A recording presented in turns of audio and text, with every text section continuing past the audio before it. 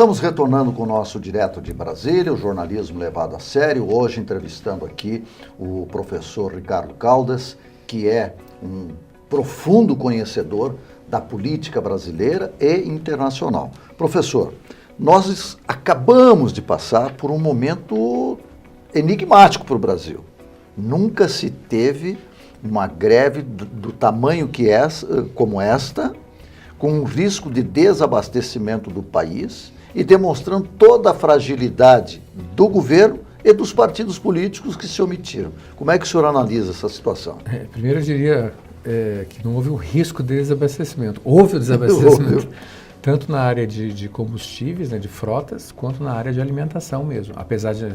Só não houve, digamos assim, saques, né?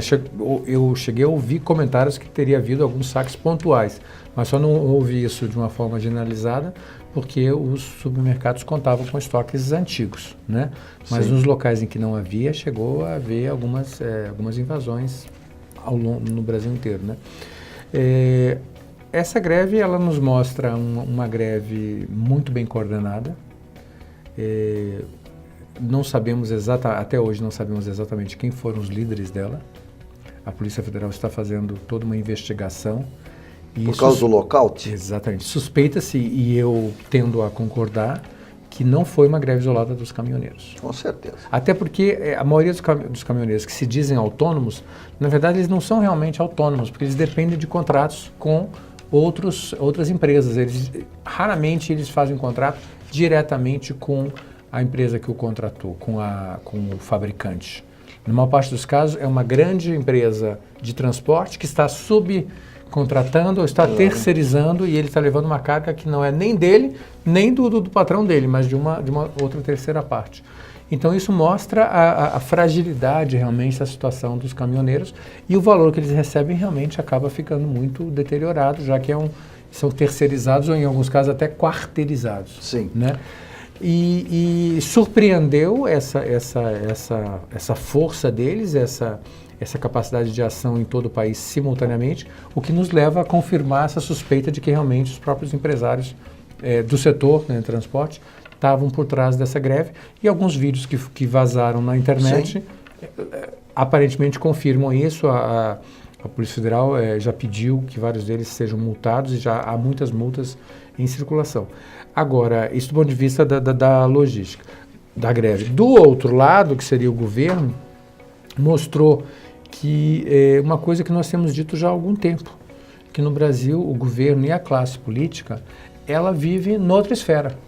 Pois é, essa é a questão, né, professor? O senhor falou em fragilidade. O senhor acha que o modelo do Brasil está completamente equivocado, tanto econômico como político? Econômico eu não diria, né? Econômico você precisaria de ajustes pontuais setor a setor. Mas no caso do modelo político eu não tenho a menor dúvida. O nosso sistema eleitoral não funciona. Você vota em A para eleger B, C ou D. E nem esse tipo de presidencialismo também, né? O nosso presidencialismo é um presidencialismo frouxo, de coalizão, que ele estimula a corrupção. Então, essa questão agora que está se falando muito no mecanismo e tal, isso a gente já tem falado já há alguns anos, né? Mas o problema é que as pessoas não querem ouvir isso, entendeu? Porque muitos, até dos meus colegas, né, dos meus companheiros, cientistas políticos, eles estão mais preocupados e ocupados em agradar o presidente de plantão do que realmente em fazer análise política. Essa que é a verdade, aproveitando que há um espaço para fazer análise política. Então, nós tivemos aqui, no caso da greve dos caminhoneiros, um governo extremamente fragilizado, que ele estava totalmente concentrado em lançar uma candidatura do ministro da Fazenda, sem entrar no mérito. Sim. Mas eu digo, enquanto os caminhoneiros anunciavam a greve, o presidente estava discutindo a nova candidatura do partido dele. O que mostra o hiato entre a sociedade real e a nossa sociedade política. E o senhor inclui aí o Congresso Nacional também? Totalmente, porque o Congresso precisa, os deputados precisam viabilizar suas candidaturas. A lei número 1 de todo deputado e todo político é a reeleição, que a gente sabe disso. Então eles têm que viabilizar a eleição. Então eles gastam muito tempo discutindo regras para cada eleição. Então nós não temos 2 eleições consecutivas com as mesmas regras. E nós tivemos, eu gosto muito de mencionar esse fato, nós tivemos 2 janelas importantes que a gente teve a oportunidade de fazer a reforma política só nesses últimos 4 anos. A primeira foi com o deputado Eduardo Cunha, quando ele trouxe aquela questão do distritão, Sim. que é uma aberração. Sim. Só existe no Afeganistão, Emirados Árabes e Vietnã ou algum país sem uma tradição democrática. E ali havia até uma expectativa, havia até uma certa boa vontade dos deputados, havia vamos dizer assim, um clima onde havia um espaço para você discutir, não um modelo radicalmente diferente. Mas uma reforma política decente. Não aconteceu. Ele insistiu nesse modelo, que ficou muito claro para os deputados do chamado baixo clero, não gosto dessa expressão, mas é verdadeira, de que esse modelo foi criado, foi adotado para beneficiar os deputados caciques, que já tinham visibilidade, os caciques, e votaram contra. E para minha surpresa, não satisfeito com o resultado, quer dizer, perdemos ali uma oportunidade de ouro de fazer alguma reforma, que seria, na minha opinião, um sistema misto alemão, que chegou a ser discutido, e havia já uma disposição até dos deputados em experimentar esse sistema, que seria uma mudança parcial, não seria uma mudança radical. E agora, para minha surpresa, o deputado Rodrigo Maia, de novo, vai discutir reforma política no ano passado, e qual é o modelo que ele traz? Justamente o modelo derrotado do deputado Eduardo Cunha. O distritão. Então, de novo.